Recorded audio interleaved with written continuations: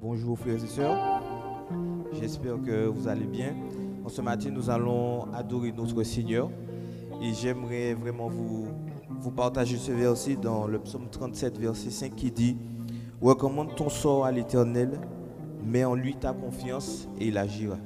En tout cas, j'espère qu'en ce matin, nous pourrons adorer ensemble, bénir notre Dieu et surtout lui rendre un culte honorable. Je vous prie de bien vous lever. Nous allons prier pour remettre ce culte entre les mains du Seigneur.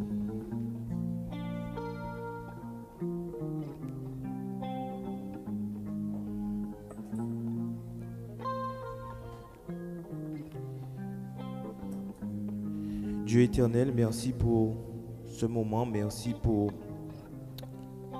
toutes ces personnes qui sont présentes en ce matin afin de te rendre un culte, Seigneur. Je te remets, Seigneur, notamment le groupe de louanges, Seigneur, qui va nous interpréter ces chants, que tu puisses bénir le conducteur, Seigneur, que tu puisses bénir les chantres. Je remets entre tes mains, Seigneur, chaque musicien. Seigneur, je remets entre tes mains ton serviteur qui nous parlera ce matin, Seigneur, que nos cœurs vraiment soient préparés à recevoir, Seigneur, ta louange, l'adoration qui t'est due, Seigneur, afin que nous puissions vraiment rentrer, Seigneur, dans cette atmosphère d'adoration afin de continuer, Seigneur, vers ta parole. Que tu puisses bénir encore tous ceux qui contribuent, Seigneur, à ton culte encore en ce matin et que toute la gloire, Seigneur, puisse te revenir dans le nom de Jésus-Christ de Nazareth. Amen.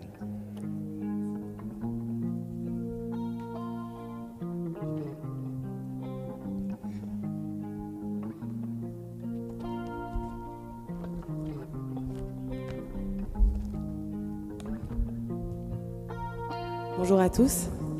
Alors comme vous l'aurez compris, vous restez debout puisque nous allons adorer notre Dieu ce matin. Il y a un verset qui dit: bénis l'Éternel mon âme, que tout ce qui est en moi bénisse son Saint-Nom. Amen. Ce matin, nous allons rendre à Dieu toute la gloire qui lui est due. Peu importe ce qu'on a vécu cette semaine, on va l'adorer pour ce qu'il est et pour ce qu'il est capable de faire dans chaque situation dans nos vies. Tu vas danser, tu vas frapper les mains, tu vas faire comme tu le sens pour adorer ton Dieu.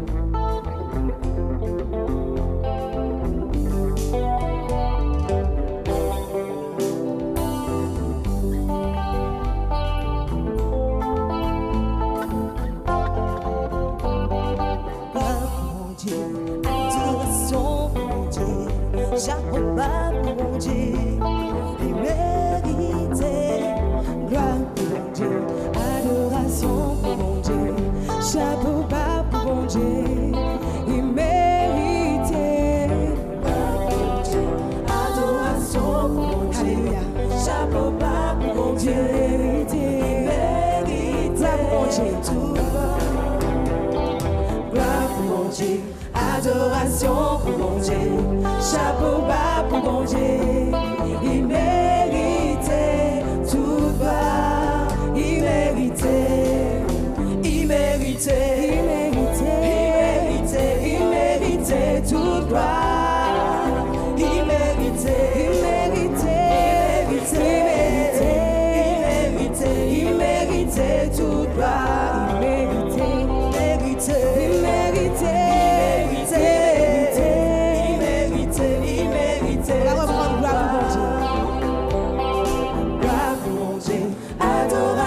Pour mon Dieu, chapeau bas pour mon Dieu, il méritait tout gloire pour mon Dieu, adoration pour mon Dieu, chapeau bas pour mon Dieu, il méritait tout gloire, il méritait, il méritait tout gloire, il méritait.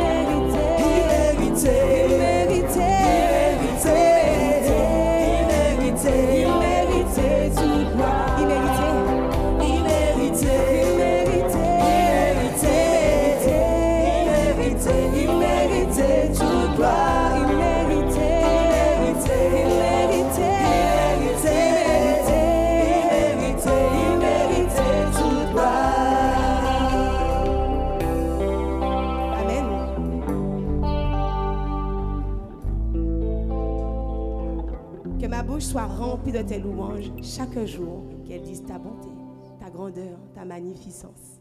Nous allons louer le Seigneur.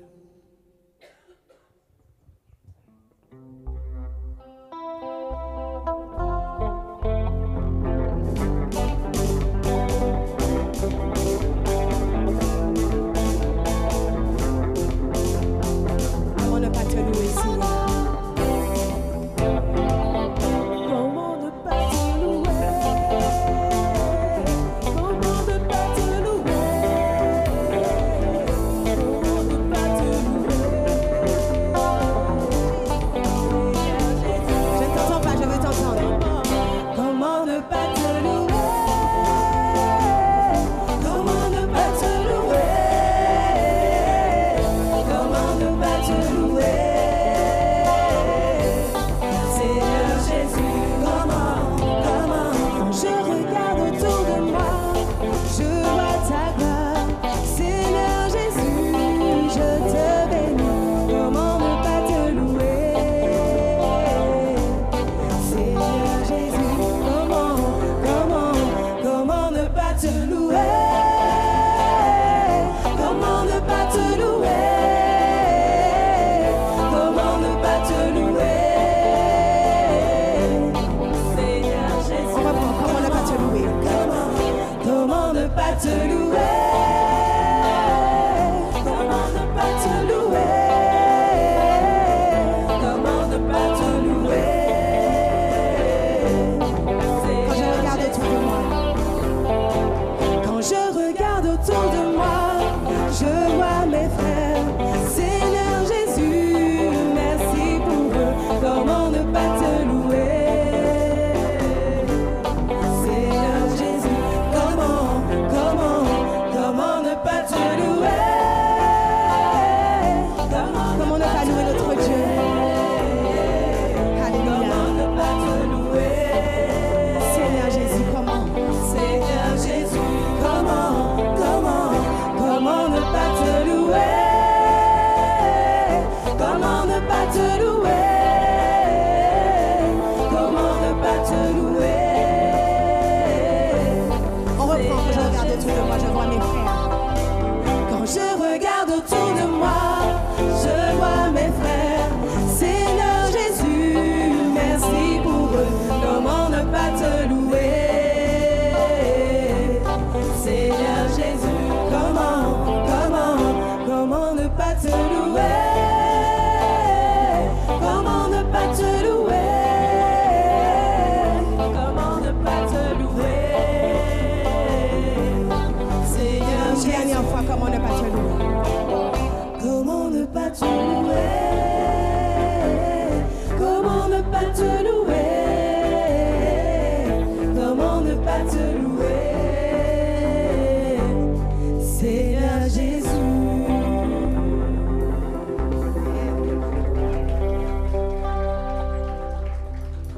Est-ce que tu crois que Dieu est fidèle? Est-ce que tu crois que Dieu est digne? Alors tu vas nous accompagner dans ce chant.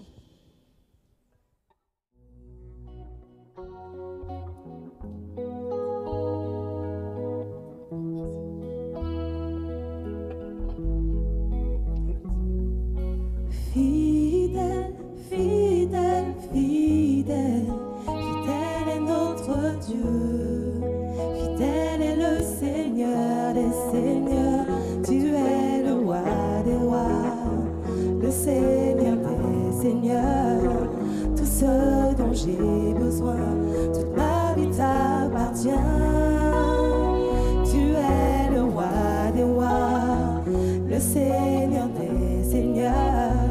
Tout ce dont j'ai besoin, toute ma vie t'appartient. Fidèle est notre Seigneur. Fidèle, fidèle, Fidèle est notre Dieu.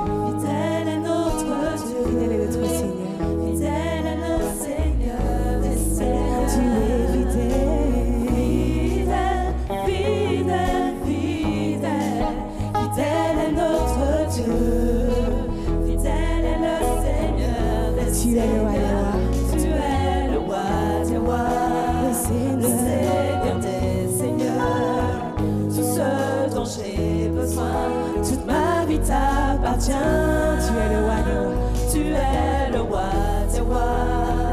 le Seigneur des Seigneurs.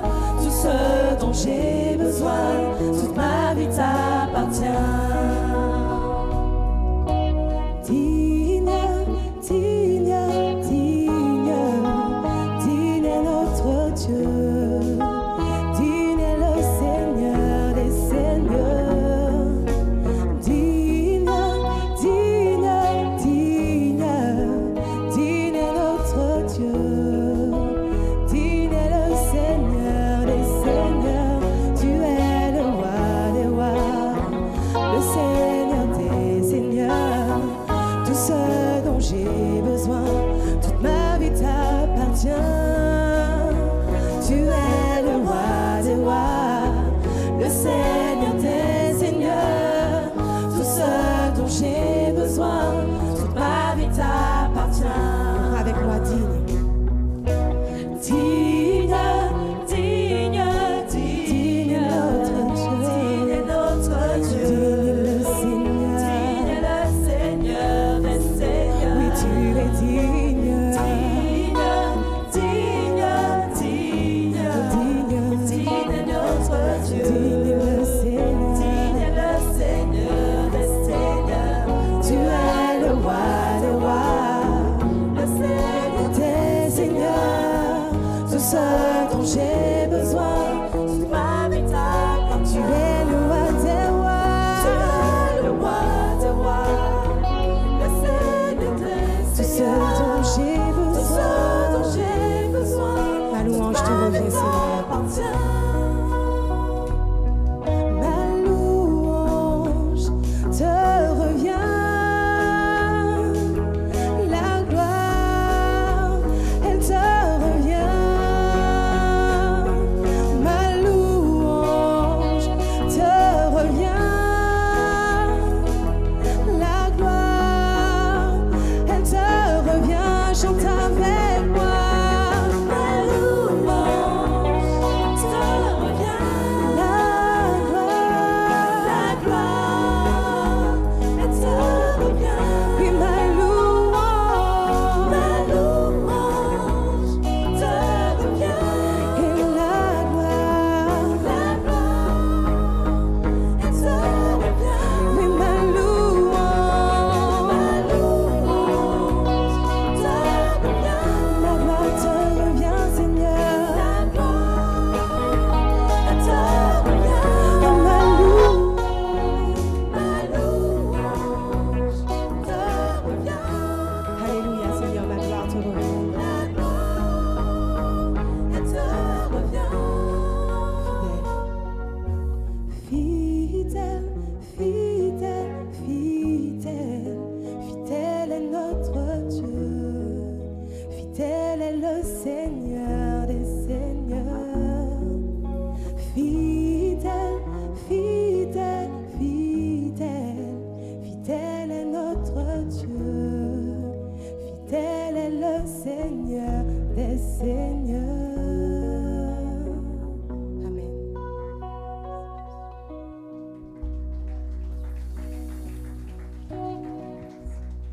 Merci, Seigneur. Ce matin, je veux t'encourager à garder les yeux fixés sur notre Dieu, celui qui a tracé le chemin pour une bonne œuvre pour chacun d'entre nous.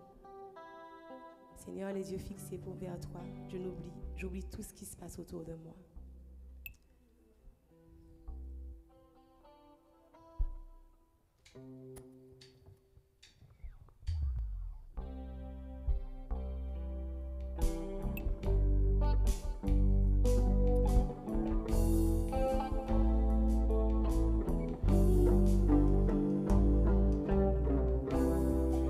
Les yeux fixés vers toi, j'oublie les problèmes autour de moi pour t'adorer, mon roi, être guidé par toi.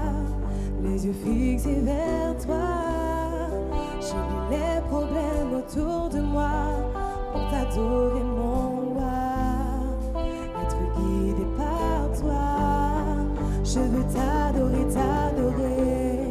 Je veux t'adorer, t'adorer. Je veux t'adorer, t'adorer.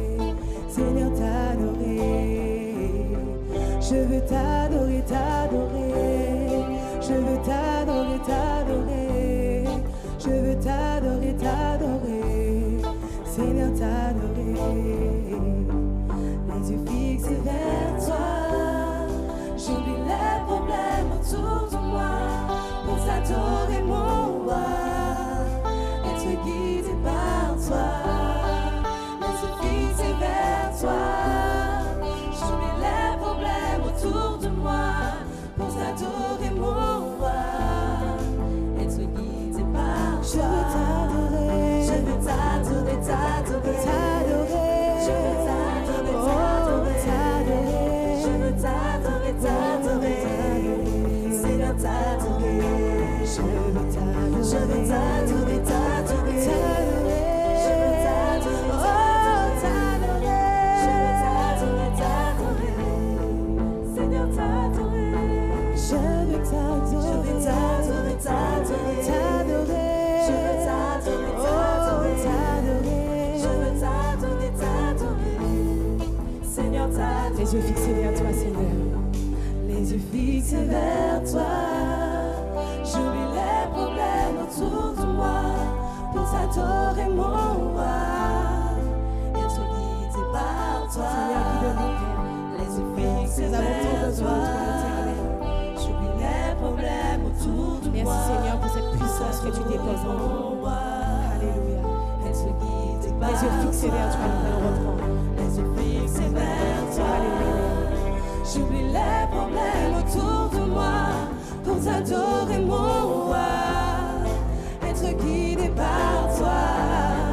Les yeux fixés vers toi. J'oublie les problèmes autour de moi pour t'adorer, mon roi. Je veux t'adorer, Seigneur.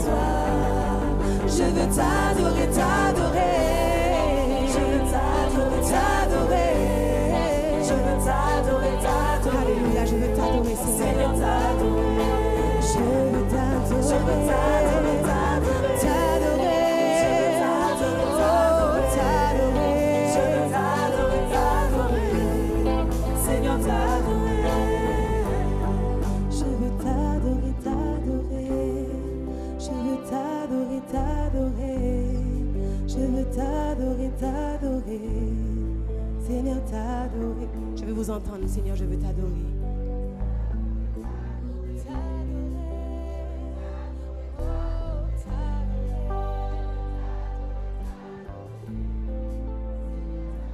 Encore une dernière fois.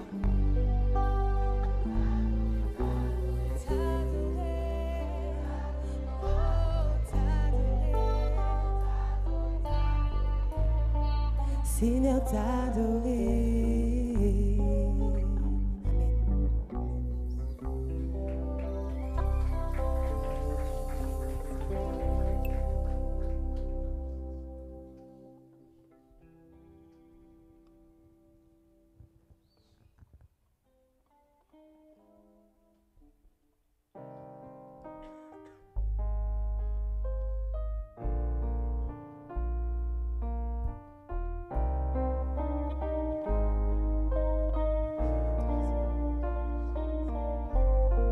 C'est ton cœur que je recherche. Dès que le soleil se lève, je connais ta douce voix. Mon cœur ne brûle que pour toi. C'est toi seul que je désire. Même quand mes pensées chavirent, je connais ta douce voix. Jésus, tu m'attires à toi.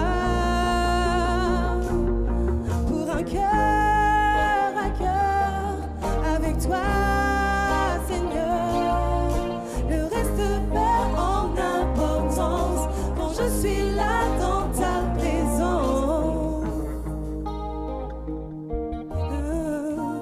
Je suis là dans ta présence.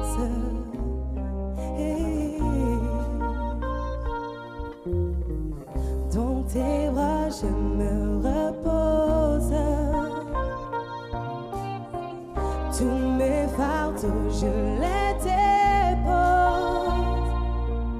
Je connais ta douce voix. Jésus, je ne veux que toi.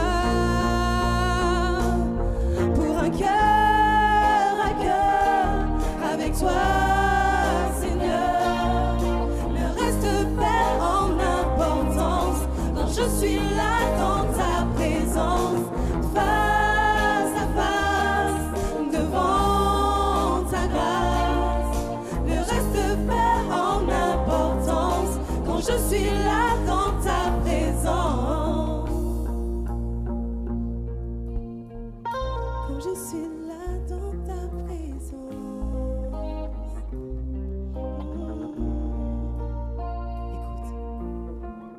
Je plie le genou, j'abandonne tout. Le seul désir de mon cœur, c'est ton cœur. Chante avec moi. Je plie le genou, j'abandonne tout. Le seul désir de mon cœur, c'est ton cœur. Encore une fois. Je plie le genou, j'abandonne tout. Le seul désir de mon cœur, c'est ton cœur. Je plie le genou, j'abandonne tout. Le seul désir de mon cœur, c'est ton cœur. Oui, c'est ton cœur. Oui, c'est ton cœur. Me voici, Seigneur. Alléluia. Oui, c'est ton cœur.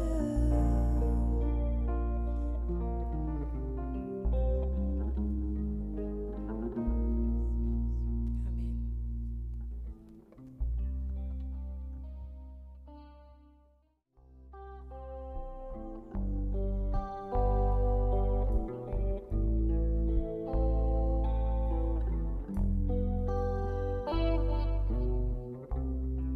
Le chant terminé, le rideau retombe. Je viens simplement porter mon offrande, car j'ai le désir de réjouir ton cœur. J'apporte bien plus qu'un chant. Chanter ne suffit pas pour répondre à ton appel. Les apparences sont trompeuses. Tu vois bien au-delà. Oh Dieu, tu sondes mon cœur. Je reviens au cœur de la louange, tout centré sur toi. Centré sur toi. Centré sur toi.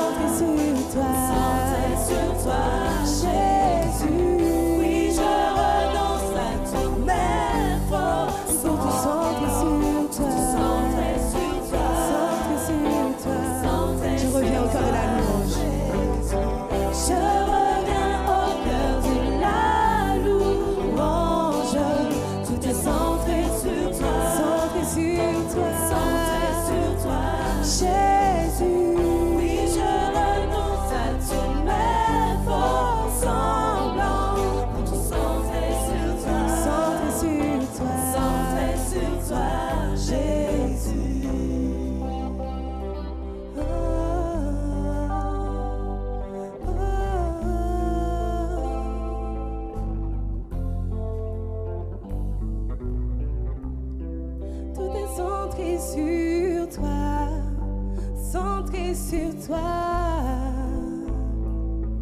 Tout est centré sur toi, Jésus. Tout est centré sur toi, centré sur toi. Tout est centré sur toi, Jésus. Tout est centré sur toi, centré sur toi. Centré sur toi, Jésus. Tout est centré sur toi, centré sur toi. Tout est centré sur toi, Jésus. Tout est centré sur toi, centré sur toi. Tout est centré sur toi, Jésus. J'avais de la louange. Tout est centré sur toi, centré sur toi, Jésus. Oui, je renonce à tous mes faux semblants pour tout centrer sur toi, centré sur toi, Jésus.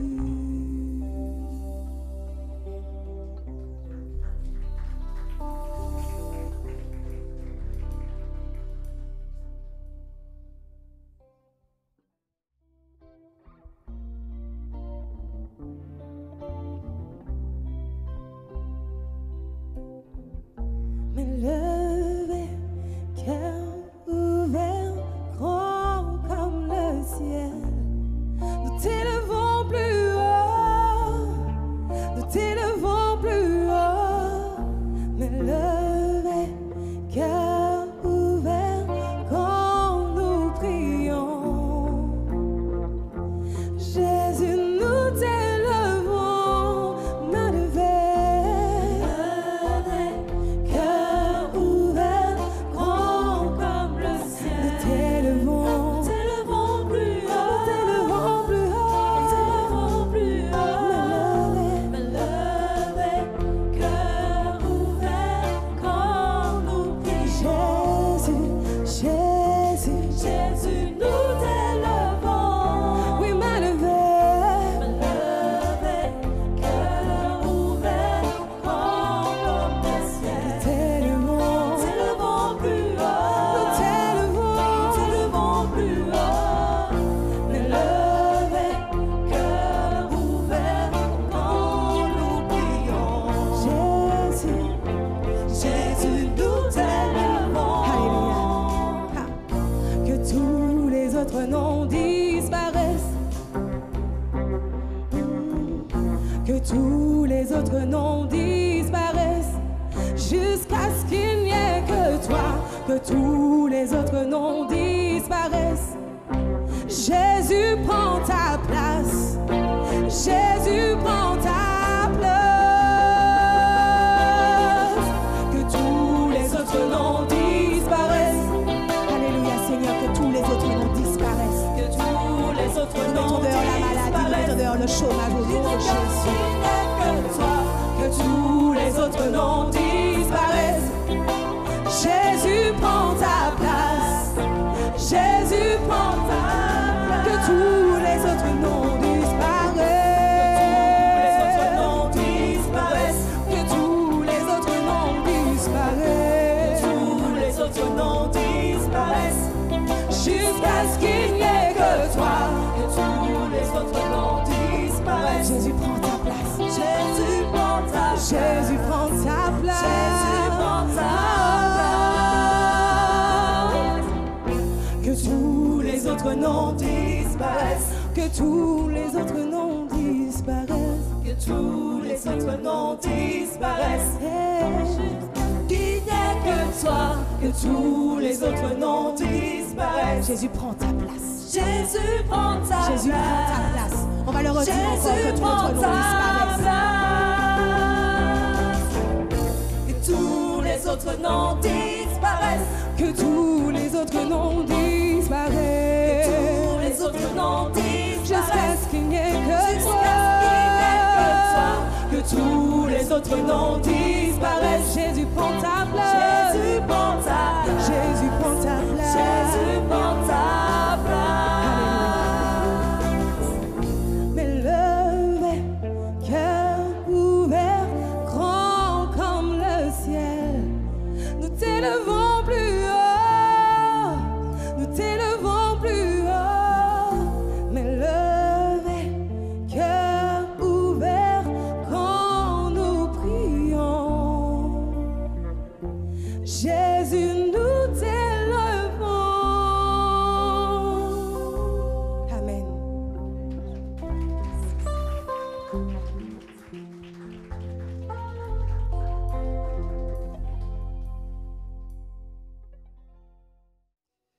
Je vois de nouveaux visages et je suis très content de vous voir et vous revoir ce matin. Alors c'est vrai, tout à l'heure, on a l'occasion de faire plus ample connaissance avec notre frère Kiran, mais je crois que ce matin, je suis déjà dans la joie de vous voir. Après la pluie, vient le beau temps, n'est-ce pas? Il y a du soleil aujourd'hui, nous voulons bénir le Seigneur pour cela, parce que je pense que vous n'avez pas eu trop de dégâts chez vous. Je crois que notre Dieu est un Dieu qui est bon. Amen. Et si nous sommes en vie, c'est grâce à Dieu. Alors depuis un certain temps, depuis maintenant, aujourd'hui va faire le deuxième message que je voudrais porter sur le thème qui est le suivant, eh bien, dans le temple. Alors c'est vrai, merci pour la diapo. Dans le temple, et nous avons vu la fois dernière, eh bien, que Jésus était entré dans le temple, parce que quand on regarde dans la Bible, eh bien, on s'aperçoit eh bien, qu'il y a de nombreuses choses qui se déroulent dans le temple. Du temps de Jésus, il y a énormément d'épisodes de sa vie où il y a vraiment l'intervention de Dieu. Et nous avons vu la fois dernière, eh bien, combien qu'il était important que dans la maison de Dieu, qui est de l'ordre. Pourquoi? Parce que Jésus, il arrive à Jérusalem, il entre dans le temple, le lieu où son nom devait être invoqué, son nom, le lieu où il a dit que ma maison doit être une maison de prière. Et ne voit-il pas que dans cette maison-là, les hommes venaient non plus pour rencontrer Jésus, non pas pour rencontrer Dieu, mais pour trafiquer. C'est-à-dire qu'ils venaient pour vendre des animaux, ils venaient pour échanger de la monnaie, ils venaient pour faire bien des choses de ce genre. Et Jésus de dire, mais non! Vous avez perdu de vue l'essentiel. Quand on va au temple, ce n'est pas pour les sacrifices, ce n'est pas pour chercher son propre intérêt, mais c'est surtout pour chercher Dieu. Et nous avons vu que les pharisiens, les hommes de Dieu qui étaient habitués à aller dans le temple, eh bien, ils avaient négligé l'essentiel, c'est Dieu lui-même. Parce que Dieu peut être, au bout d'un moment, dans le temple, et au bout d'un moment, il est hors du temple. Et on ne se rend même pas compte de cela. Et Jésus de dire, mais non, et qu'est-ce qu'il a fait? Il a fait un fouet, il a chassé tous ceux qui étaient à l'intérieur du temple. Pourquoi? Pour leur dire, non, vous avez perdu de vue l'essentiel. L'essentiel est de chercher Dieu, de chercher l'approbation de Dieu. Et quand on cherche l'approbation de Dieu, et la Bible dit que Dieu se laisse trouver par celui qui le cherche. Alors je pense que ce matin, tu es venu ayant cette soif de dire, Seigneur, je viens pas parce qu'aujourd'hui c'est dimanche qu'il faut aller au temple. Je viens aujourd'hui pas parce que... mais c'est parce que je veux te rencontrer. Je veux t'entendre. Je veux que tu déposes en moi une parole. Je veux que ta parole en moi puisse me stimuler de sorte que cette semaine soit différente des semaines d'avant. Parce que Dieu a toujours une parole pour nous. Est-ce qu'on peut dire amen à cela? Je crois que Dieu veut nous parler encore aujourd'hui. Et nous avons vu que Jésus, Dieu fait homme, est venu dans le temple. Il a chassé tous ceux qui vendait et il a rétabli l'ordre. Il a rétabli l'ordre. Qu'est-ce qu'il a fait? Il a guéri un homme qui était malade. J'aimerais te dire, et nous l'avons vu la fois dernière, que Jésus n'a pas changé. Il est capable de faire de grandes choses encore hier, aujourd'hui et éternellement. Il reste le même.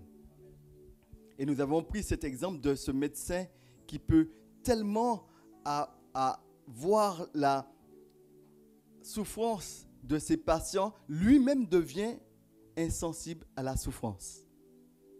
À un tel point que il ne voit plus, parce que si on va chez le médecin, c'est parce qu'on est malade, n'est-ce pas? Et c'est parce qu'on est souffrant. Quand on est bien portant, on ne va pas chez le médecin.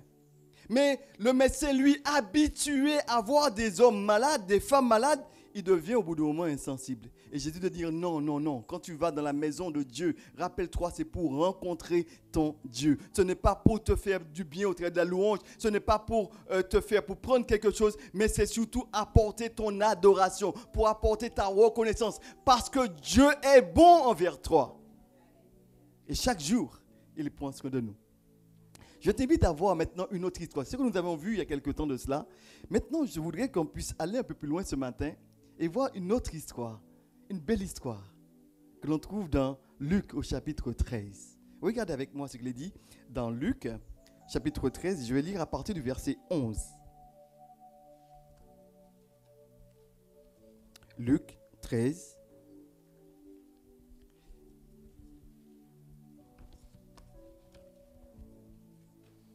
Et nous lisons à partir du verset 11. Et nous allons voir l'histoire d'une femme. Merci pour la diapo.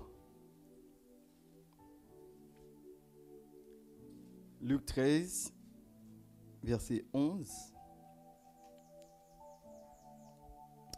Il est dit ceci. Vous avez tous trouvé? Oui. Luc 13, verset 11. Merci pour la diapo, pour les versets. Pour ceux qui n'ont pas de Bible. Merci. Alors, je lis avec vous dans Luc 13, verset 11, il est dit ceci. Et voici, il y avait là une femme possédée d'un esprit qui la rendait infirme depuis 18 ans. Elle était courbée et ne pouvait aucunement se redresser. Lorsqu'il la vit, Jésus lui adressa la parole et lui dit, « Femme, tu es délivrée de ton infirmité. » Et il lui imposa les mains. À l'instant, elle se redressa et glorifia Dieu. Mais le chef de la synagogue, indigné de ce que Jésus avait opéré, ce miracle un jour de sabbat, dit à la foule, « Il y a 6 jours pour travailler. Venez donc vous faire guérir ces jours-là, et non pas le jour du sabbat, voyons. » C'est moi qui ai ajouté le voyons, hein? Vous avez compris cela. Et Jésus de dire ceci au verset 15. Hypocrite. Dis avec moi, hypocrite. Hypocrite, lui répondit le Seigneur. Est-ce que chacun de vous, le jour du sabbat, ne détache pas de la crèche, son bœuf ou son âne pour le mener boire? Et cette femme, qui est une fille d'Abraham et que Satan tenait liée depuis 18 ans, ne fallait-il pas la délivrer de cette chaîne le jour du sabbat? Tandis qu'il parlait ainsi, tous ses adversaires étaient confus et la foule se réjouissait de toutes les choses glorieuses qu'il faisait. Est-ce qu'on peut acclamer bien fort la parole du Seigneur? Parce que notre Dieu est un Dieu qui fait des prodiges, des miracles encore aujourd'hui. Amen. Le titre de message de ce matin, c'est une femme en difficulté qui rencontre Jésus. Mais pas n'importe où. Elle était où, cette femme? Où cette histoire se déroule? Eh bien, c'est dans le temple. Dans le temple, il y a cette histoire qui se déroule. Cette femme était dans une situation. Alors, quel était le contexte? Le contexte est le suivant. Une femme qui est courbée en deux, vraiment très, très courbée, a le visage désespérément fixé vers le bas, et elle ne voit que la terre et ses pieds. Quand on est courbé, c'est ainsi que l'on est. On voit la terre et les pieds, et au final, sa vie se résume qu'à ce que l'on voit, vous savez? Et cette femme, elle est courbée. C'est-à-dire qu'elle a sous les yeux les choses terrestres immédiates et sa propre personne. Il lui est impossible de lever les yeux vers un autre horizon, encore moins vers le ciel, vers Dieu. Et on croit bien que c'est Satan qui a aveuglé leurs pensées. Et notre génération n'est pas trop différente. Parce que celui qui influençait cette femme pour la tenir courbée, pour l'empêcher de se relever, pour voir que les choses de la terre, les choses de ce monde, eh bien c'est le même. L'ennemi des enfants de Dieu, l'ennemi de l'homme, mais également de Dieu, qui est le diable. Satan a aveuglé leurs pensées et le monde ici aujourd'hui, Satan a aveuglé leurs pensées pour qu'ils ne puissent pas percevoir, eh bien, autre chose que le monde physique. Cette femme était ainsi dans une misère, liée par son infirmité. Et c'est Jésus qui va la voir et qui va se tourner vers elle. C'est donc Jésus qui prend l'initiative car cette femme est incapable de lever la tête pour voir Dieu manifesté en chair en la personne de Jésus, Jésus-Christ, le Sauveur. Alors, cette femme est dans le temple. Cette histoire se déroule dans le temple. Dans le temple, le lieu où le nom de Dieu est invoqué, le nom où Dieu est. Et on va arriver à cela tout à l'heure pour savoir, mais est-ce qu'il peut y avoir cohabitation entre les esprits méchants et l'esprit de Dieu? Dans la maison de Dieu, peut-il y avoir des esprits méchants? Mais arrêtons-nous quelques instants sur cette femme. Cette femme qui est dans une grande détresse. Elle est dans un asservissement. Elle est courbée. Et quand on est courbé, on ne peut voir que les choses d'en bas. Vous imaginez si vous êtes vraiment courbé, vous devriez voir quelqu'un qui est en face de vous, qu'est-ce que vous allez faire? Essayez de relever la tête, mais la tête ne n'ira pas bien haut. Pourquoi? Parce qu'on est courbé. Et quand on est courbé, on est dans une incapacité de faire bien des choses. On est paralysé. Et cette femme était paralysée. Quand on est courbé, on n'est pas droit. Et quelqu'un de dire ce matin, heureusement que moi je ne suis pas courbé. Tu n'es peut-être pas courbé physiquement, mais peut-être es-tu courbé spirituellement. Il y a peut-être quelque chose qui te bloque, qui t'empêche de te redresser. Tu n'es peut-être pas droit devant Dieu. Et cette femme était dans une grande détresse. Il n'y a pas chez elle de la droiture. Elle ne pouvait pas se redresser pour voir correctement. Elle ne pouvait pas lever la tête, se tourner vers Dieu.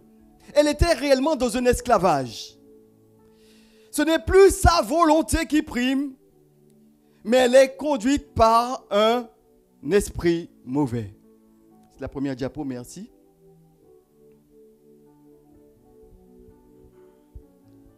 Elle est courbée. Alors, la question que vous pouvez bien se poser, mais pourquoi cette femme se retrouve dans une telle position? Pourquoi? Eh bien, elle est courbée et la Bible nous dit que, on pourrait se poser la question, mais quelle est la cause? Pour quelle raison elle se retrouve dans une situation? Est-ce que vous connaissez la réponse? La réponse nous est donnée dans le texte. Pourquoi était-elle courbée? Pourquoi était-elle infirme? Pourquoi était-elle dans une situation terrible? Parce qu'elle était possédée par un esprit mauvais. Il y avait un esprit mauvais qui la tenait captive, qui l'empêchait de se redresser. Elle était paralysée. Elle était paralysée. Alors, comment cela est entré dans sa vie? Comment elle a connu une telle paralysie? Le savez-vous?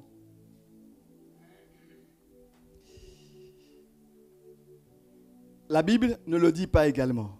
Mais on peut vite le supposer. Parce que vous savez, la situation de cette femme n'est pas différente de beaucoup de situations que nous connaissons, que nous voyons autour de nous.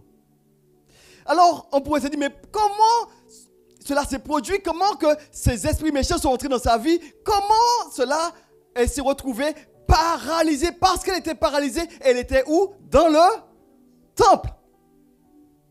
Comment cela est arrivé? Alors, vous savez, je l'ai dit, la Bible ne le dit pas, mais on peut supposer que c'était peut-être à cause d'elle-même. Quand je dis d'elle-même, c'est peut-être qu'elle a fait une chose qu'il ne fallait pas faire. Prenons l'exemple d'un cas que nous connaissons souvent et que nous voyons souvent. Et dans notre petite Martinique, c'est souvent le cas. Quand on va voir le sorcier, quand on va voir un voyant, quand on va voir un liseur de bonnes aventures, on va dire que justement la ligne de la main, le tarot, etc. Qu'est-ce qui se passe? Souvent, on est dans une situation difficile et on se tourne vers ces personnes-là pour leur dire, écoutez, j'ai mal tel endroit, j'ai telle situation difficile, ou encore mon mari ne reste pas, ou encore mes enfants sont dans une situation, et on se tourne vers eux pour chercher du secours. Mais la Bible dit que ceux qui cherchent en ces hommes-là du secours, eh bien le secours n'est du néant, n'est que néant. C'est-à-dire qu'ils n'ont aucune solution. Ce qu'ils peuvent faire, parce que j'aimerais dire à une personne ceci ce matin. Satan ne chasse pas Satan.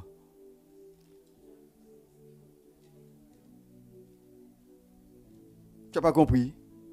C'est que si celui qui fait de la sorcellerie, il est du côté du diable, il ne peut pas chasser le diable.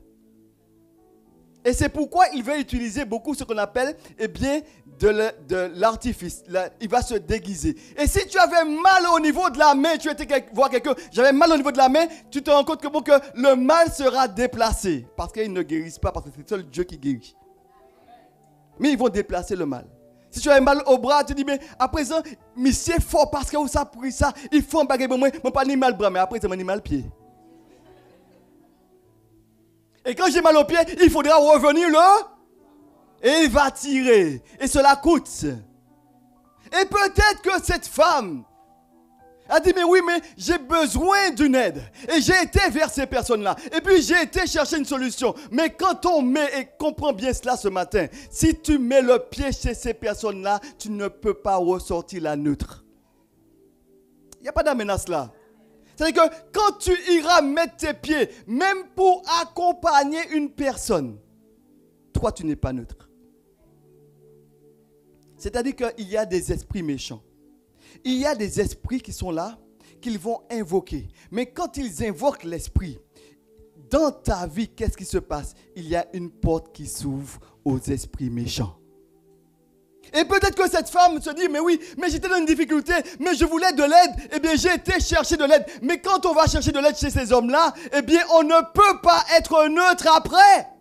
Parce qu'ils vont invoquer des esprits, et les esprits viendront faire leur demeure en vous.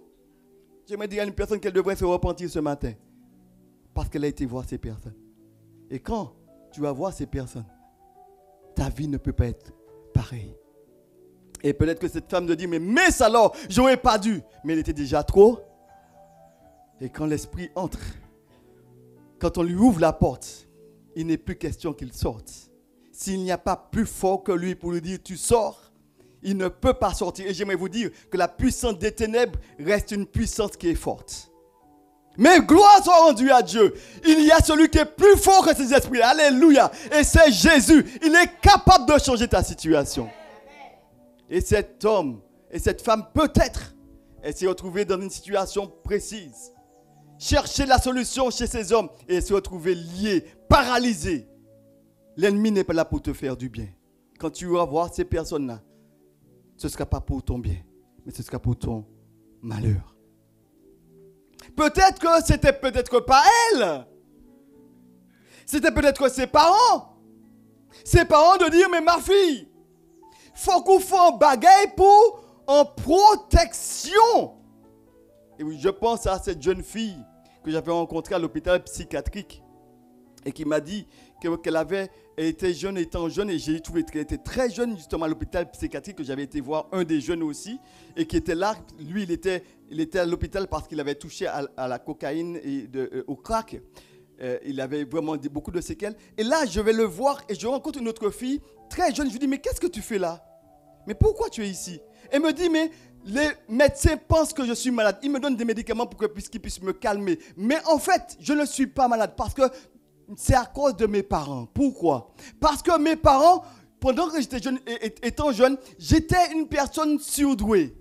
Et J'avais des capacités. Très tôt, j'avais plus que le bac. Je travaillais très tôt dans une grande entreprise. Et les amis de mes parents ont dit à mes parents, ta fille, il faut la protéger parce qu'elle a trop de capacités. Et un poste pareil dans une grande entreprise comme ça, faut qu'on fasse un bagage pour protéger Yeshua. Et malheureusement, ses parents ont écouté ses conseils. Les conseillers parlaient.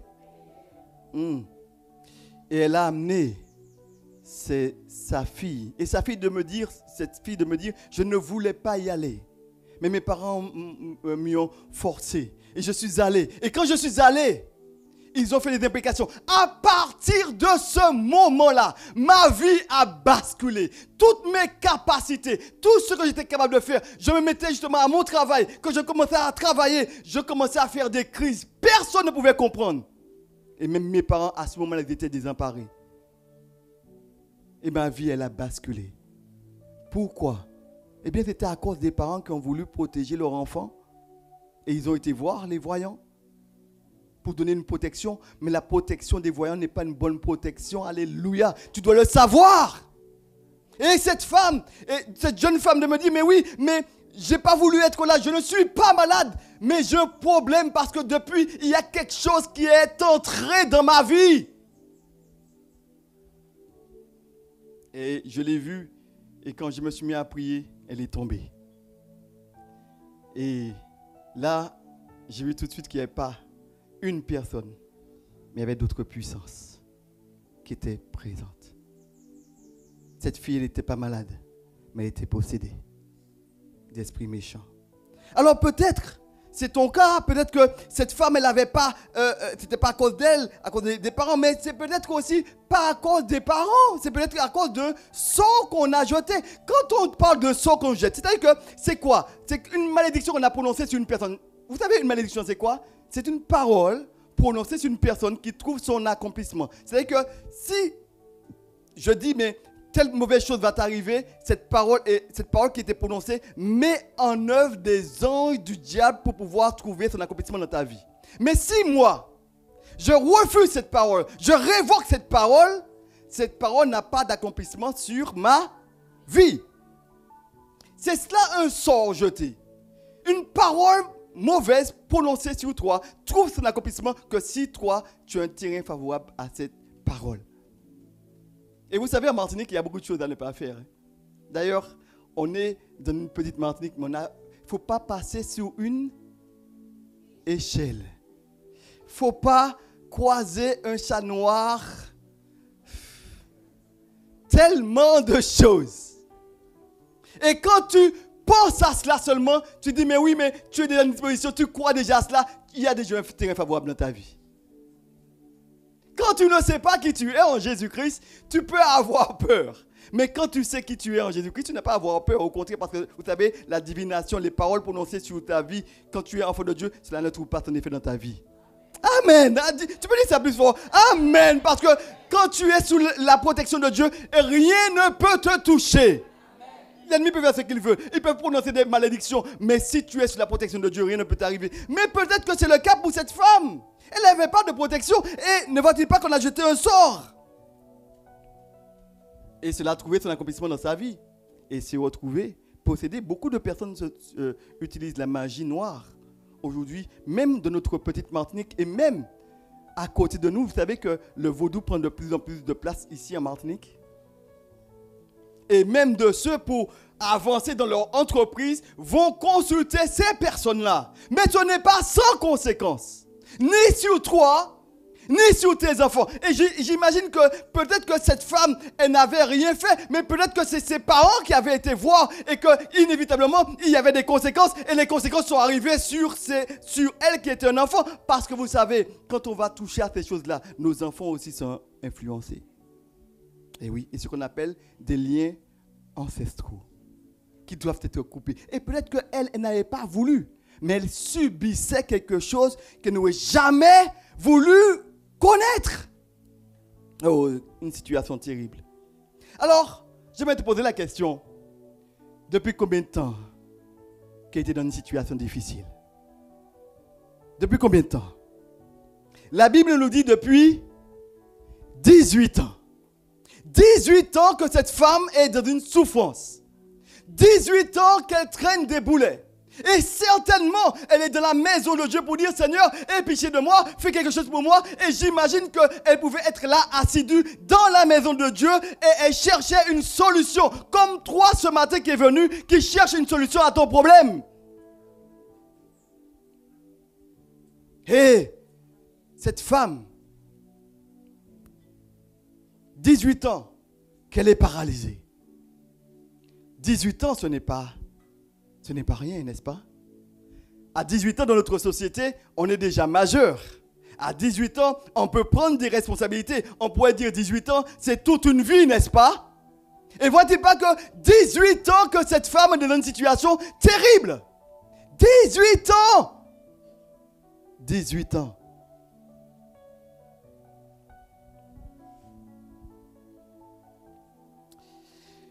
J'aimerais te dire cette vérité. Quand dans ta vie, il y a un esprit mauvais, ta vie devient un esclavage. Quand dans ta vie, il y a une porte ouverte aux démons, ta vie devient, permettez l'expression, un enfer. Pourquoi?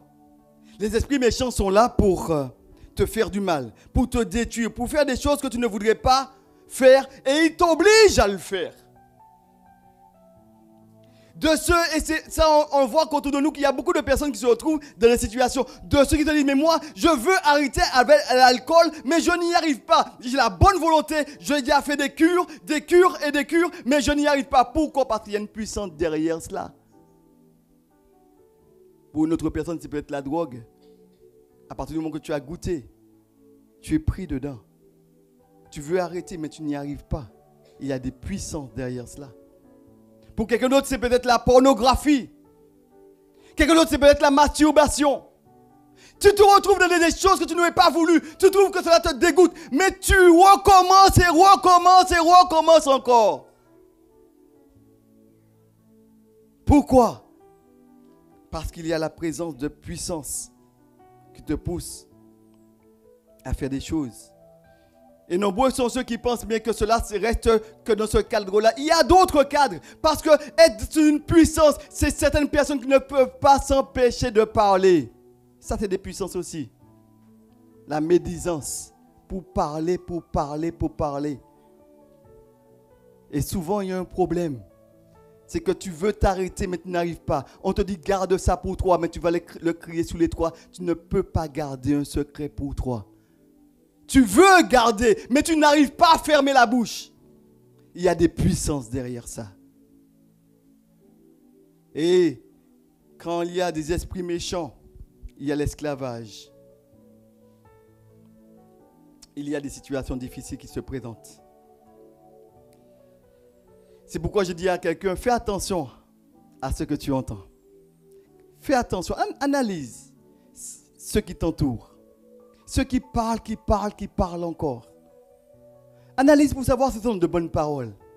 Si ce sont des paroles qui construisent. Si ce sont des paroles qui te boostent, qui te poussent à avoir un respect pour toi et un respect pour Dieu. Mais si ce sont des paroles qui te poussent à pouvoir médire, à ne pas supporter l'autre, renonce à cela et prends la décision de ne pas écouter cette personne parce qu'elle a une influence sur toi. C'est tout que les paroles ont une influence sur ta vie. Que tu le veuilles ou non, ce que tu entends se manifestera dans ta vie. Et tôt ou tard. Autrement dit, tu es ce que tu entends. Et si tu es en compagnie des personnes qui parlent souvent mal, tu vas voir que ta vie sera influencée. Et tu vas voir que ta vie aussi, tu vas commencer à faire des choses mal aussi. Parce que ces personnes autour de toi ont une influence sur toi. Quelqu'un va dire, mais oui, mais moi, m'entendre ça, mais rejeter ça. Mais le fait de l'entendre, ça va produire quelque chose chez toi. C'est une semence qui était déjà déposée dans ta vie. Et quand cette semence elle est posée, elle va produire un fruit après. Et c'est pourquoi il faut protéger tes oreilles. contre les personnes qui parlent encore. Et là, on voit que les démons poussent les personnes à pouvoir faire des choses, faire des actions, mais aussi des comportements, des attitudes qui ne glorifient pas Dieu. Et là, on voit que les démons poussent les hommes à se déshabiller de plus en plus. Et ça, c'est un problème que nous rencontrons dans notre petite Martinique. Vous savez, vous n'avez pas besoin d'aller au bord de mer pour voir des personnes dénudées. Il suffit d'aller à Fort-de-France, vous vous asseyez en quelque part et vous regardez les passants et les revenants. Et on se pose la question, mais où ils sont où? Et le pire, ce n'est pas que des jeunes, mais c'est des mamies, c'est des... Et on est tous de plus en plus dénudés. Quelqu'un a dit, mais il y a une grosse influence de la sirène des eaux. Vous savez de quoi il s'agit? C'est les puissants des ténèbres qui sont là pour pouvoir amener les hommes à la perversion et aussi à se dénuder. Quelqu'un me dira, mais oui, mais pasteur, mais non, c'est parce qu'ils ont chaud. D'accord.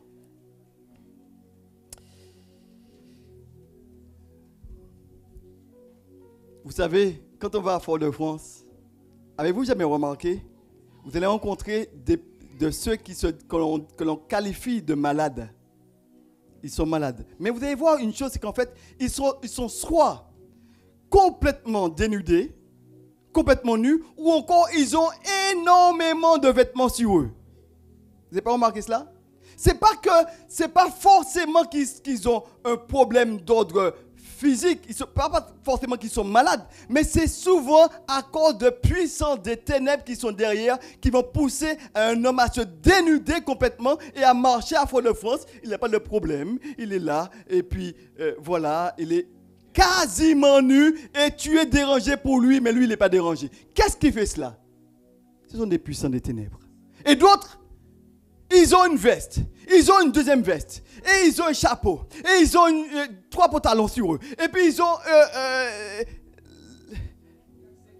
le caddie bien rempli, et en plus un sac, et ils sont en train. Mais qu'est-ce qui fait cela? Ce n'est pas toujours la maladie, vous savez, et souvent ce sont des puissances qui sont derrière cela. Et l'on voit que les démons souvent poussent les hommes à se déshabiller. Alors, je voudrais, pour donner cet exemple, vous pouvez le noter, on n'a pas le temps de le voir ce matin, c'est dans Marc 5, où il est question d'un homme qui était possédé, on l'appelait l'homme de Gadara. C'est un homme qui était possédé de plusieurs démons, et voici pas que la Bible nous dit qu'il était nu. Et les puissants des ténèbres poussent les hommes à faire ce qui est mauvais. Je vous dis pourquoi. Cet homme qui était l'homme de Gadara, eh bien, il était possédé de légions. Et la Bible nous dit qu'il avait sa demeure dans les cimetières, dans les sépulcres, parmi les morts. Lui qui est vivant, les esprits le poussent à être parmi les morts. Et là était sa demeure. Et voit-il pas que cet homme était vraiment possédé par plusieurs démons, et il était nu, dénudé. Et la Bible nous dit que plus que cela, il se flagellait. C'est-à-dire qu'il prenait des pierres et il se frappait jusqu'au sang. Je te pose la question. Est-ce que cela n'était jamais arrivé? Par une advertence, tu as pris un verre et puis le verre s'échappe de ton doigt et tombe sur ton pied. Est-ce que ça fait mal? Alors imagine maintenant une personne qui prend une pierre et qui se frappe vraiment au point qu'il y ait du sang qui jaillit. Est-ce que cet homme-là n'était pas dans une souffrance terrible? Eh oui. Dans une souffrance terrible. Quelle était la cause? C'était des esprits méchants. Et dans sa vie, qui le tenait dans un asservissement. Cet homme était nu. Cet homme n'avait aucune chose. Mais je bénis le Seigneur parce que cet homme, nous dit la Bible, a rencontré Jésus. Et quand il a rencontré Jésus, cet homme qui était vraiment, aucun ne pouvait le dompter. Il cassait les chaînes, il brisait. Personne ne pouvait le dompter. Jésus est venu et l'a libéré. Alléluia. Est-ce qu'on peut acclamer bien pour le Seigneur? Jésus est venu et l'a libéré. Jésus a fait tomber ses chaînes. Et la Bible nous dit que quand Jésus l'a libéré, il est revenu dans son bon sens. Parce que l'ennemi, les démons mettent les hommes dans le mauvais sens. Est-ce que c'est la parole à quelqu'un ce matin? L'ennemi met les hommes dans le mauvais sens. Parce qu'aujourd'hui, c'est ce que l'on trouve. Hein. Vous n'avez pas remarqué qu'il y a un mauvais sens? Auparavant, c'était les hommes les femmes on disait que les femmes devaient avoir de longs cheveux. Les femmes avaient de longs cheveux, c'était très beau. Et on disait voilà la couronne d'une femme. On disait, mais oui, je veux une femme avec beaucoup de cheveux. Aujourd'hui, les femmes se coupent les cheveux et c'est les hommes qui ont de longs cheveux. Les hommes n'ont pas de sens. Le monde dans lequel n'a pas de sens. Parce que Dieu établit les choses. Mais on voit que les choses changent. Et malheureusement, quel est celui qui fait cela? C'est le diable. Alors, pendant un moment, j'étais en train de suivre une voiture. Je me suis dit, mais fais attention parce que tu ne sais pas si c'est une femme ou c'est un homme. Parce que tout le monde a de longs cheveux. Terrible aujourd'hui. Un non-sens. L'ennemi met le monde, met les hommes dans le mauvais sens. Et la Bible dit qu'il est honteux pour un homme d'avoir de longs cheveux. Vous savez ça? Mais c'est une gloire pour une femme. Mais notre société aujourd'hui, et c'est ça qu'on voit l'influence des jeunes. Ah non, mais il faut laisser pousser les cheveux. Je me dis, jeune, fais attention. Sois en accord avec la parole de Dieu. Et si tu suis le monde dans lequel nous sommes est influencé par des puissants des ténèbres et pas par Dieu. Cet homme était dans le mauvais sens. Mais quand il rencontre Jésus, la Bible nous dit qu'il revient dans son bon sens et au pied de Jésus, il était vêtu. Je bénis le Seigneur parce que, vous savez, l'ennemi veut te dénuder, l'ennemi veut t'avelir, l'ennemi veut te diminuer. Mais quand tu rencontres Jésus, il te relève, il te restaure, il fait de toi un homme nouveau, il fait de toi un homme vraiment bien, un homme qui est béni. Alléluia! Cet homme a été rétabli. Et j'aime la parole de Dieu parce que quand je lis la parole, je m'aperçois bien que cette femme qui est dans une situation difficile, Jésus a eu compassion d'elle. Alléluia. Les hommes, Jésus était dans le temple, les hommes de loi, les hommes de la Bible, ils sont là, mais ils n'ont pas compassion de cette femme. Mais Jésus qui entre là, alléluia, Jésus qui entre là, qu'est-ce qu'il voit? Il voit cette femme et il a compassion d'elle. Et il lui dit, femme, sois guérie. Alléluia. Femme, sois guérie. Et Jésus va lui imposer les mains. Et Jésus va guérir cette femme. Cette femme va retrouver son bon sens. Alors j'imagine qu'elle était courbée. Et j'imagine que quand Jésus la touche, il entend crac, crac, crac, crac, crac, parce que vous savez, les os ne sont pas, ils sont déjà bien arrondis aussi. Après 18 ans, ce n'est pas une petite opération qu'elle fait pour redresser. Mais Jésus, c'est le médecin des médecins. Alléluia. Jésus, c'est le médecin des médecins. Il est capable de redresser. Ceux qui étaient courbés, il est capable de relever. Il est capable de rétablir. Parce que rien n'est impossible à Dieu. Et cette femme, j'imagine les hommes avoir crac, crac, crac, crac, crac, crac, crac. Et puis elle se redresse, crac, crac, crac. Et puis qu'est-ce qu'elle fait? Elle regarde Jésus. Et qu'est-ce qu'elle fait? La Bible nous dit qu'elle se met à glorifier Dieu. Quand Dieu te bénit, quand Dieu te le relève, personne ne peut t'empêcher de louer Dieu. Parce que tu sais d'où tu es sorti. Tu connais la souffrance de laquelle tu étais. Et quand Jésus entre dans ta vie, il sait faire tomber ses chaînes. Alléluia. Il est le Dieu qui est merveilleux. Jésus n'est pas insensible. J'aimerais te dire ceci. Jésus a eu compassion d'elle. Mais j'aimerais te dire ceci ce matin aussi. Jésus a compassion de toi. Dis-le à ton voisin. Jésus a compassion de toi. C'est-à-dire qu'il connaît la situation difficile dans laquelle tu es. Ce que tu peux vivre. Jésus connaît. Et il veut pouvoir te bénir. Quelqu'un a besoin ce matin d'être redressé. Il y a quelque chose qui te tient captif, qui t'empêche de marcher droitement. C'est peut-être avec une relation que tu as avec une personne qui n'est pas ton mari, qui n'est pas ta femme, tu ne t'es pas engagé avec. C'est peut-être que l'adultère, c'est peut-être la fornication. Et tu te dis, Seigneur, oui, je veux te suivre. Mais tu n'arrives pas à quitter cette situation. Et tu es courbé depuis des années. Qu'est-ce qui t'empêche de te redresser? Je ne sais pas. Mais toi, tu sais. Et Dieu sait aussi. Qu'est-ce qui doit changer dans ta vie? Jésus n'est pas insensible à ta détresse. Il veut. Mais quelle est cette chose? Qu'est-ce qui te paralyse, qui t'empêche d'être droit devant Dieu? Est-ce une addiction aux écrans? Pour commencer un jeu et ne pas savoir terminer ce jeu. Je parle aux jeunes. Vous savez, il y a tellement de choses aujourd'hui. Tu commences un jeu et tu ne sais pas finir. Il est 22h, 23h, 3h, 4h du matin. Tu es sur le jeu toujours. Cela peut être pour quelqu'un d'autre de plus âgé. Tu suis un feuilleton. Et tant que tu n'as pas vu la dernière, vous savez, il y a ce qu'on appelle, comment dire ça? Il y a différentes périodes là. C'est quoi? Qu'est-ce qu'on dit?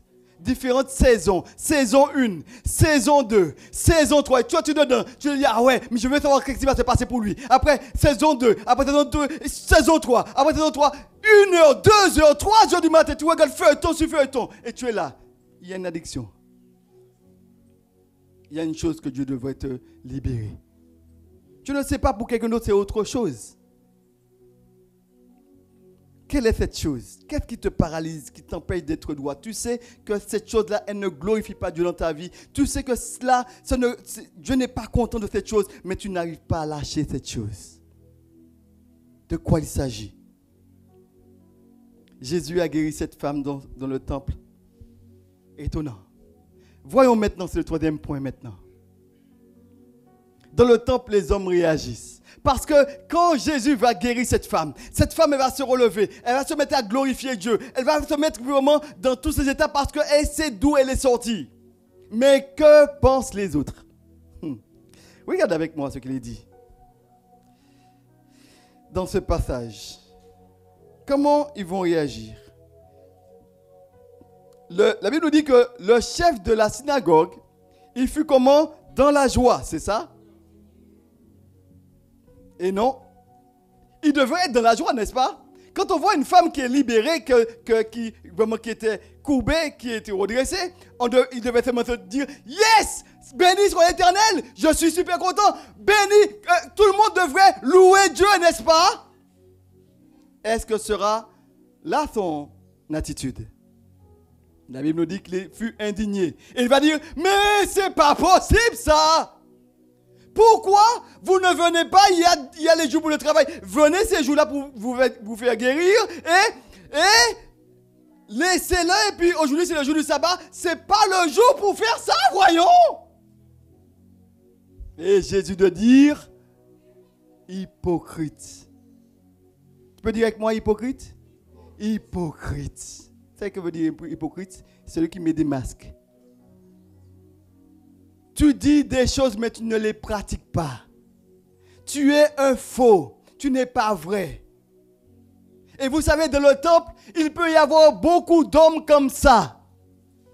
De ceux qui disent être chrétiens, de ceux qui proclament être chrétiens. Mais quand on regarde leur vie, il n'est pas vraiment dans ce que Dieu demande. Et il a le nom de Dieu dans sa bouche, mais dans son cœur, Dieu n'y est pas vraiment. Et cet homme qui était chef de la synagogue, il était indigné de voir que Jésus avait guéri une femme qui était malade, qui était paralysée.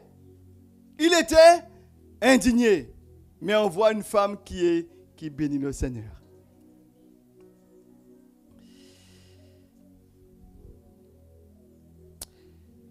La question qu'on pourrait se poser, comment un esprit impur peut rester là où le nom de Dieu est invoqué? Tu t'es jamais posé la question, mais est-ce que là où le nom de Dieu est invoqué, l'ennemi ne peut pas résister, pas vrai?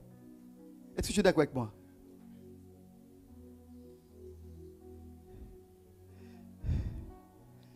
Est-ce que tu le crois? Là où le nom de Dieu est invoqué, l'esprit méchant ne peut pas résister. Est-ce que la synagogue dans le temple, l'esprit méchant était là? Depuis combien de temps? Est-ce qu'il y avait d'autres malades encore? Est-ce qu'il y avait d'autres possédés encore? Alors la question, est-ce que là où le nom de Dieu est invoqué, il peut y avoir aussi des esprits méchants? Oui. Oui. Mais je crois une chose. Et cela, ça m'est arrivé, j'ai fait l'expérience une fois de voir une femme qu'on avait prié pour elle, qui avait touché à la magie, qui pratiquait l'occultisme, qui est la magie noire. Et on avait prié pour elle. Et je l'ai invitée justement, il dit, mais écoute, dimanche prochain, viens au culte. Et nous allons nous rencontrer, nous allons nous voir pour un éventuel rendez-vous. Et elle est venue ce dimanche. Et elle est venue dans l'assemblée. Et au bout d'un moment, je l'ai vue. Elle bougeait. Et au bout d'un moment, elle est sortie. Et je l'ai vue justement chercher, elle avait chaud. Et j'ai été la voir, je lui ai dit, mais qu'est-ce qui se passe? J'ai chaud, il y a quelque chose qui me boule. Je ne peux pas rester là. Ça me bouille, j'ai chaud. C'est chaud. Et au bout d'un moment, elle m'a parlé.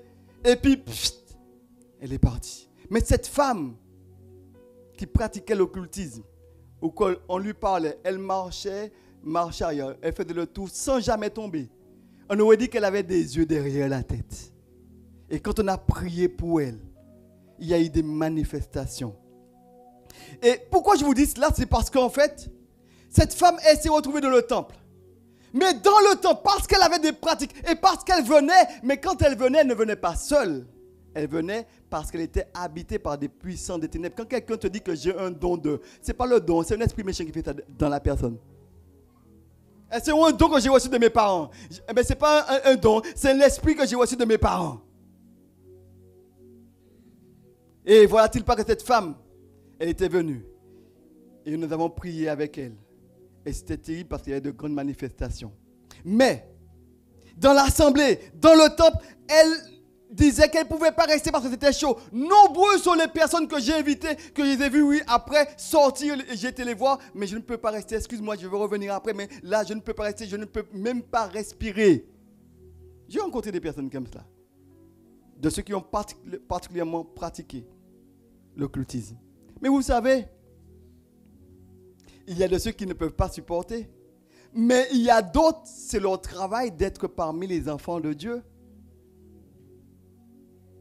De ceux qui sont missionnés par l'ennemi pour venir, pour faire tomber, pour créer de l'adultère, pour créer vraiment le désordre, pour influencer les uns les autres, pour les pousser à la rébellion, pour les médire, pour encore avoir de mauvais comportements, de mauvaises attitudes, de sorte que les autres puissent leur imiter. Et ces personnes qui sont envoyées par le diable sont parmi les enfants de Dieu dans le temple pour mener, pour faire créer la division.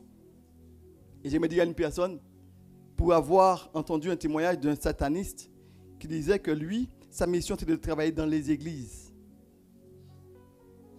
pour faire tomber particulièrement les responsables. J'aimerais vous dire, priez pour vos responsables. Ne les critiquez pas. Et je me suis dit, mais aujourd'hui, quand j'entends qu'un pasteur tombe, cela me fait de la peine. Parce qu'il y a de ceux qui sont envoyés particulièrement pour les faire tomber eux.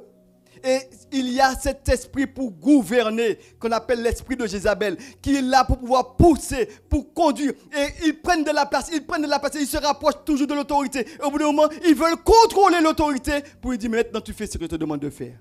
Et l'église, elle bascule. Il y a de ceux qui sont missionnés pour faire ce travail.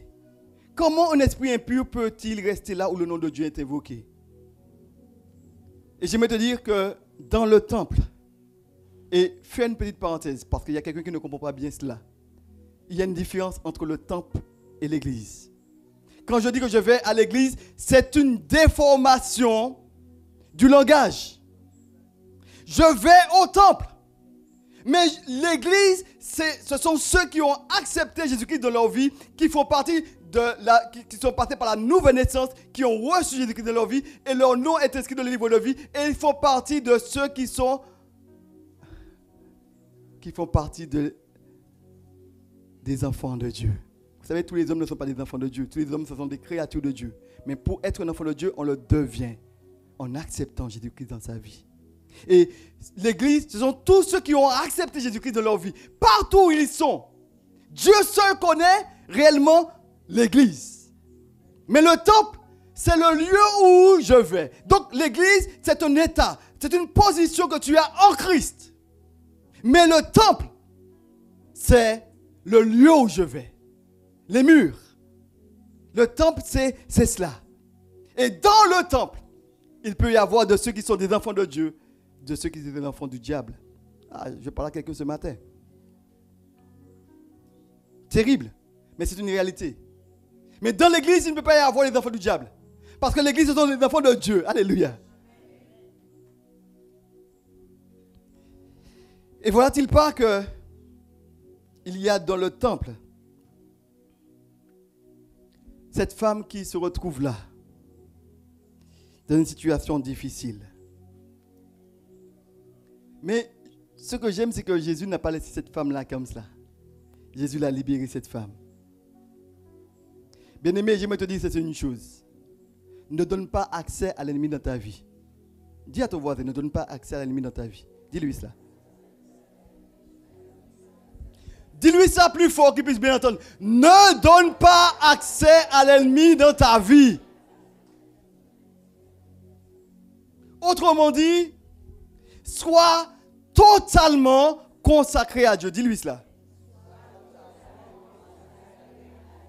C'est-à-dire qu'il ne faut pas qu'il y ait dans ta vie de porte ouverte. Il ne faut pas qu'il y ait d'accès dans ta vie à l'ennemi. La Bible dit, soumettez-vous à Dieu, résistez au diable et il fuira loin de vous. Mais il faut se soumettre à Dieu. Et pour que tu puisses avant te résister au diable, il faut te soumettre à Dieu. Il faut être sous la protection de Dieu. Il faut être sous la puissance de Dieu. Et l'ennemi tu pourras résister à l'ennemi. Pourquoi je dis cela ce matin? Parce que, vous savez, aujourd'hui, on voudrait chasser les démons. On voudrait faire des choses. Mais, si dans ta vie, il y a ce qu'on appelle un droit d'accès légal. C'est-à-dire qu'il y a une chose qui donne... Vous savez, vous avez une salle, pour que la chose soit claire. Tout le monde peut entrer ou ne pas entrer. Mais si maintenant, tu as une porte et quelqu'un a les clés, tu peux fermer à clé si tu veux, mais moi je peux entrer quand même. Pourquoi? Parce que j'ai une clé. Est-ce que tu me suis? Donc, si tu fermes ta porte et l'ennemi te dit, mais moi j'ai une clé, il peut toujours entrer. Tu ne peux pas le mettre dehors parce que pourquoi? Il a dans ta vie ce qu'on appelle un droit d'accès. Qu'est-ce qui lui donne un droit d'accès? C'est parce que dans ta vie, il y a une chose qui n'est pas réglée avec Dieu. Et que toi, tu connais, que Dieu connaît. Et il sait très bien. Il te dit, ça, règle ça. Ça, c'est pas bon. Ça, tu ne peux pas justement aller avoir une vie de victoire tant que dans ta vie, il y a telle chose. Abandonne cette chose. Laisse ça. Arrête ça. Dis à ton voisin, arrête ça. Ne donne pas accès à l'ennemi. C'est terrible parce que vous savez, quand on ouvre une porte à l'ennemi, il n'entre pas seul. Il vient avec les démons, les légions de démons, et ta vie, elle bascule. Alors, je ne sais pas quelle est cette chose, mais je me te dis ce matin, tu sais ce qui te paralyse, tu veux sortir, tu veux arrêter, tu veux changer. Mais il y a une chose que tu sais très bien qui est ouverte, il y a une porte qui est ouverte. Dieu te dit, mais ferme-la. Ferme-la. Ne donne pas accès à l'ennemi. Mais au contraire, ferme cette porte. Et qu'est-ce qu'il fait? La Bible dit que quand il n'y a plus d'accès, là, tu peux dire à l'ennemi, maintenant tu sors de ma vie. Cette clé que tu avais, j'ai remis mes clés, j'ai remis ma porte. Celui qui est le chemin, la vérité et la vie. J'ai remis ma vie entre celui qui est la porte. Celui qui ouvre par là, eh bien, alléluia. Celui-là, c'est Jésus. Celui-là, c'est Jésus. Et si Jésus, je passe par cette porte-là, l'ennemi ne pourra pas me suivre. Ma vie ne pourra pas être influencée. Je pourrais dire à l'ennemi, sors de ma vie. Il sortira parce qu'il n'a plus de droit d'accès. Alors dans ta vie, qu'est-ce qu'il y a un droit d'accès? Je ne sais pas ce matin parce que je suis venu ce matin avec le but de pouvoir prier pour toi. Parce que je suis sûr qu'il y a ce matin une personne dans une situation qui lutte. Je ne sais pas si c'est depuis 18 ans, encore plus longtemps ou encore moins longtemps. Je ne sais pas, mais je sais que Dieu veut te libérer ce matin. Dieu veut faire tomber ces chaînes. Il y a quelque chose qui te paralyse. Alors, quelle est cette chose? J'aimerais terminer par cette question. Dans notre texte, on pourrait se poser la question, mais s'agissait-il d'une maladie ou d'un cas de possession? C'était une maladie ou un cas de possession? Un cas de possession? Et pourquoi Jésus dit, je te guéris de ta... Je te guéris. Il était pu dire, mais je chasse le démon maintenant. Non, pourquoi? Parce que tu dois le savoir, frère, amis, frères et sœurs. Tu dois le savoir que derrière la maladie, il peut y avoir des démons. Je ne dis pas que derrière toutes les maladies, il y a des démons.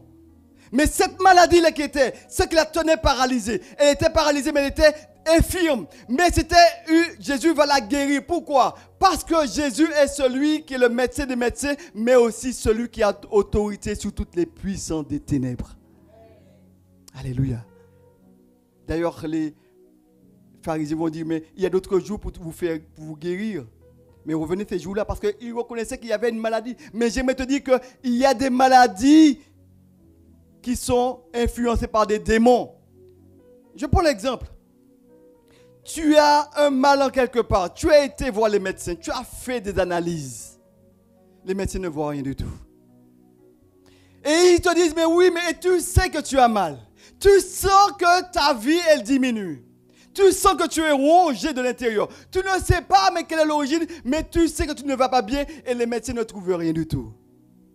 Peut-être s'agit-il là d'une chose qui n'est pas naturelle, mais qui est surnaturelle dans le spirituel.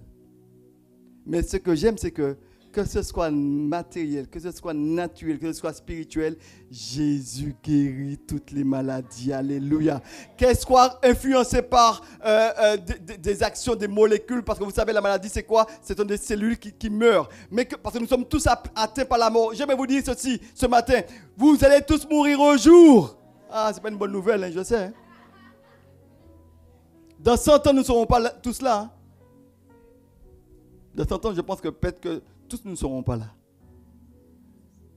Parce qu'on a en nous la racine de la maladie qui est le péché. Et de ce fait, tous nous mourrons d'une manière et d'une autre. Mais que ce soit, alléluia, que ce soit la mort physique, que ce soit la mort spirituelle qui m'atteint, que ce soit des maladies physiques, des maladies spirituelles, Jésus est celui qui guérit de toutes les maladies. Toutes les maladies.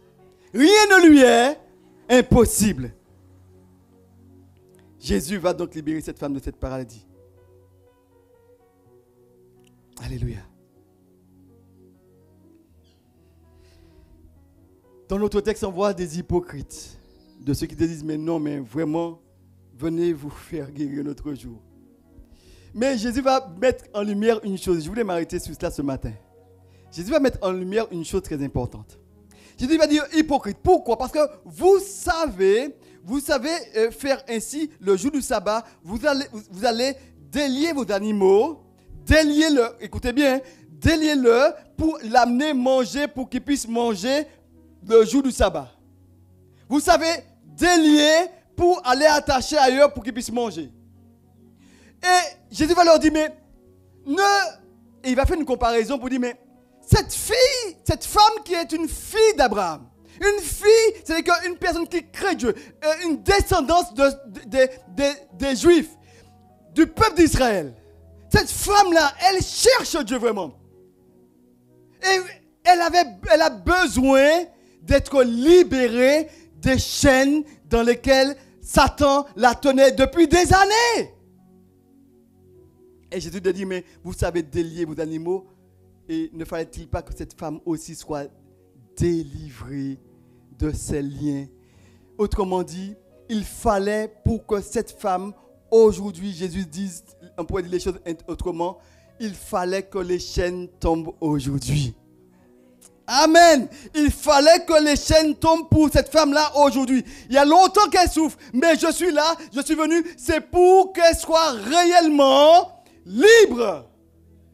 Et je crois que le Jésus de la Bible est le même aujourd'hui. Il est là. Et j'aimerais dire à une personne aujourd'hui, il faut que les chaînes tombent. Les chaînes dans ta vie, il faut qu'elles tombent au nom de Jésus. il faut qu'elle tombe. Il faut que les chaînes tombent. Il y a une personne que Jésus veut redresser. Alléluia. Il y a une personne que Jésus veut vraiment qu'elle puisse entrer dans une nouveauté de vie. Une personne qui doit avoir un changement aujourd'hui. Sortir de l'esclavage, entrer dans le repos que Dieu lui donne. Et je m'adresse à une personne ce matin. Il y a longtemps que tu fréquentes des églises. Mais tu sais ce qui dans ta vie ne va pas. Tu sais ce qui dans ta vie n'est pas clair. J'aimerais te dire ceci ce matin, simplement. Qu'importe ce que tu as fait, qu'importe, quel que soit ton passé, tu as commis bien des erreurs, tu as fait des avortements, tu as tué, tu as été voir des voyants. Qu'importe. Jésus n'a pas regardé à ce que la femme a fait, mais Jésus a eu compassion d'elle. Autrement dit, Jésus a compassion de toi. Qu'importe ce que tu as fait dans le passé, Jésus t'aime. Dieu t'aime. Tu dois le savoir. Dis-le à ton voisin, Dieu t'aime. Alors je t'invite ce matin à faire un acte de foi. À dire, Seigneur, je suis cet homme-là. Je suis cette femme-là. Je vous invite à vous mettre debout, nous allons prier. J'invite au groupe de louanges à prendre place.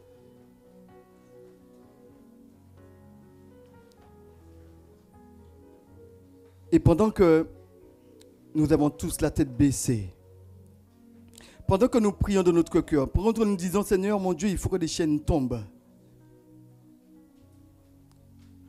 Y a-t-il quelqu'un qui dit, mais moi, Seigneur, je veux que cette chose-là, je veux que cette chaîne tombe là aujourd'hui. Je ne connais pas l'origine de cette chaîne. Je ne connais pas l'origine de cette maladie. Je ne connais pas l'origine de ce problème. Je ne connais pas ce que tu vis. Mais j'ai envie de te dire que Jésus connaît ce que tu vis. Y a-t-il quelqu'un qui lève la main qui dit, moi, je suis celui. J'ai vu ta main, tu peux la baisser, oui. J'ai vu ta main aussi, j'ai vu ta main. J'ai vu ta main aussi, tu peux la baisser. Ta main aussi, je l'ai vue. Tu peux la baisser. Je t'invite à faire un acte de foi ce matin. Oui, parce que quand Jésus fait tomber les chaînes, c'est pour lui donner la gloire. Ce n'est pas pour donner la gloire à un homme. Ce n'est pas pour un homme. Nous ne sommes pas là ce matin pour un homme. Nous sommes là pour Jésus. Pour proclamer que Jésus sauve encore aujourd'hui. Jésus libère. Jésus fait tomber les chaînes. Alors je t'invite à quitter ta place. Viens. Je vais prier avec toi ce matin. Viens. Je vais prier avec toi. Laisse ta place.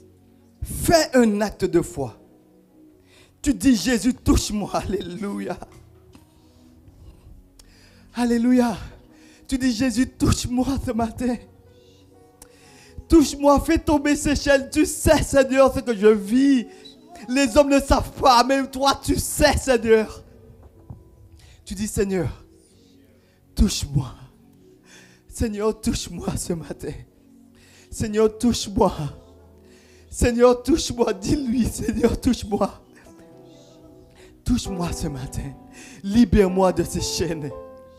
Libère-moi de ce qui ne te glorifie pas de ma vie. Je suis courbé depuis des années. Je suis courbé, je n'y arrive pas, je n'y arrive pas par moi-même. Mais je crie à toi, Seigneur. Comme cette femme, fais tomber ces chaînes. Fais tomber ces chaînes, Seigneur. Fais tomber ces chaînes, libère-moi.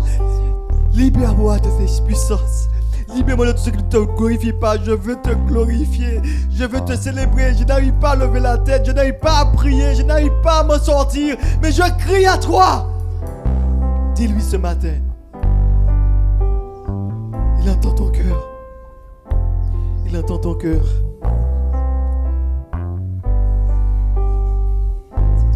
Il y a puissance dans le nom de Jésus. Faire tomber les chaînes. Oui, il y a puissance dans le nom de Jésus.